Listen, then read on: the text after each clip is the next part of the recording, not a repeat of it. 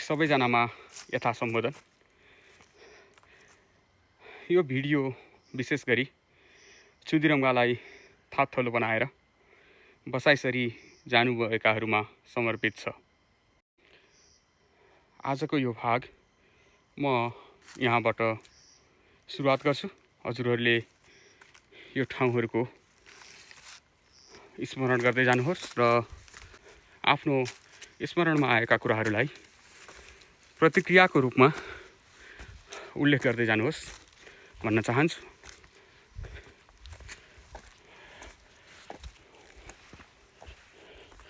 मैले यो यात्रा गरिरहँदा ठाउँमा चितुवाले खोस्याएको ठाउँहरू पनि प्रशस्त देखिरहेको छु। यसको मतलब हाम्रो जङ्गलमा चितुवा छ।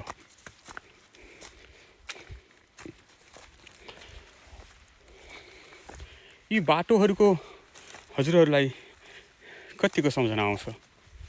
के यी बाटाहरू हजुरहरू हिँड्दाखेरिको जस्तै छन् त? हजुरहरूलाई के लाग्छ? प्रतिक्रियामा उल्लेख गर्दै जानुहुनेछ भन्ने मैले अपेक्षा पनि लिएको छु। यहाँनिर एउटा सुकेको रुख लडेको छ जसले बाटोलाई केही अल्छ्याएको पनि छ। मैले बाटो क्रस गरेँ।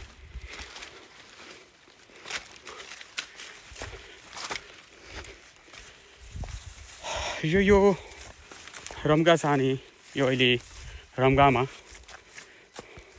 भानु साहित्य उद्यानको शिलान्यास पश्चात सडकको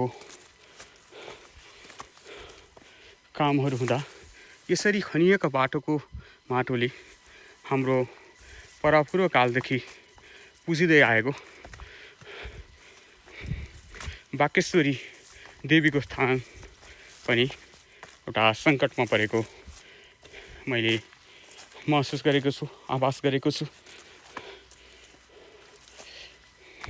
यहाँ नजिकैबाट माथि खनेको सडकको माटोहरू, ढुङ्गा माटोहरू खसेको छ। यहाँ नजिकै बाकेश्वरी देवीको स्थान छ। यो परापूर्व कालदेखि हाम्रा बाबुबाजेको पालादेखि यहाँ पूजा हुँदै आएको छ। विशेष गरी आफ्ना बालबच्चाहरूको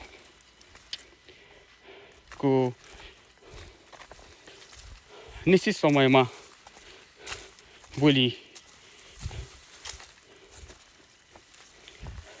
फुटेन भने बाकेश्वरी देवीको पूजा गर्ने पनि एउटा चलन छ हाम्रो समुदायमा।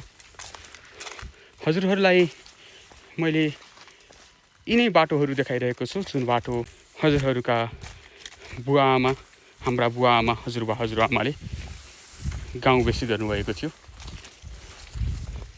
म त्यही बाटो हिँडिरहेको छु। हजुरहरूलाई एउटा पुरानो सम्झना ताजा गर्न खोजिरहेको छु।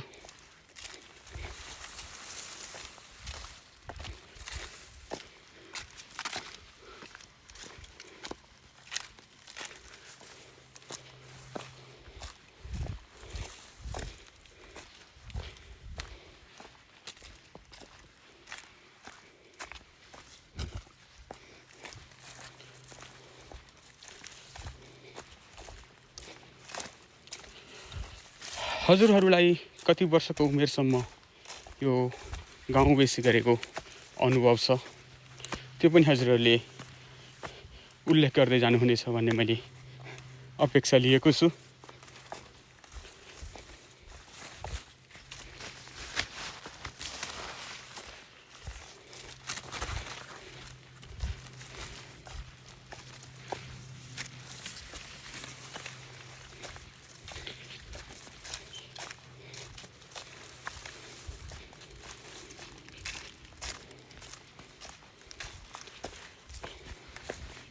हेर्न सक्नुहुनेछ।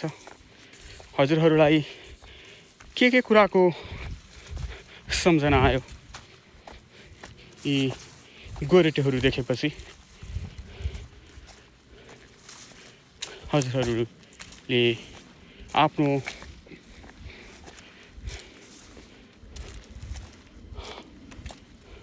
अनुभवहरू साट्न पनि सक्नुहुनेछ। म हजुरहरूलाई यी ठाउँहरूको नाम बताइरहेको छैन,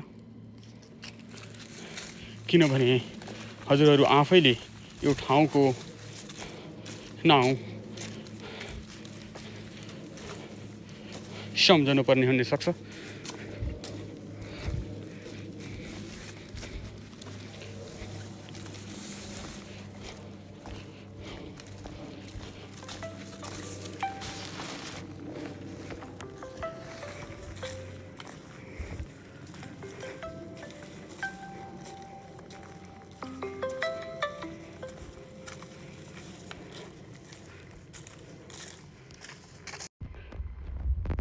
अहिले चाहिँ म यो हाम्रो ऐतिहासिक स्थलमा छु। हजुरहरूले देख्न सक्नुहुनेछ यो एउटा इतिहास बोकेको स्थल हो। तपाईँ हाम्रा बाउबाजेले आफ्नो पुर्खाहरूको अन्त्यक्रिया गर्ने स्थल यही हो। अहिले यो ठाउँको अवस्था यस्तो भएको छ। हजुरहरूलाई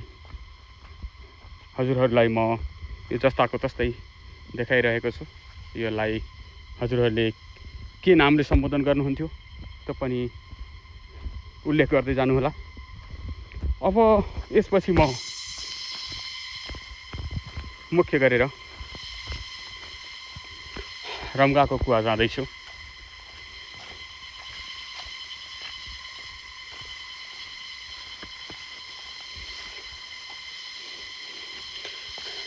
जहाँको पानी नेपाली भाषाका शिखर पुरुष राष्ट्रिय विभूति आदिकवि भानुभक्त आचार्यले पनि प्रयोग गर्नुभएको थियो र उहाँले यही पानी पिएर,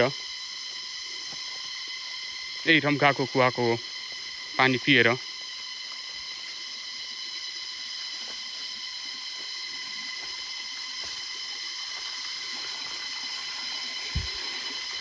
रामायणलाई नेपालीमा उल्था गर्नुभएको थियो। भक्तमाला बधु शिक्षा जस्ता कृतिहरूको रचना गर्नुभएको थियो। आज म यही कुवामा उभिएको छु। यो कुवाको दृश्य हजुरहरूमाझ पस्किरहँदा हजुरहरूलाई कस्तो अनुभव भएको छ त्यो पनि हजुरहरूले उल्लेख गर्दै जानुहुनेछ भन्ने मैले अपेक्षा लिएको छु।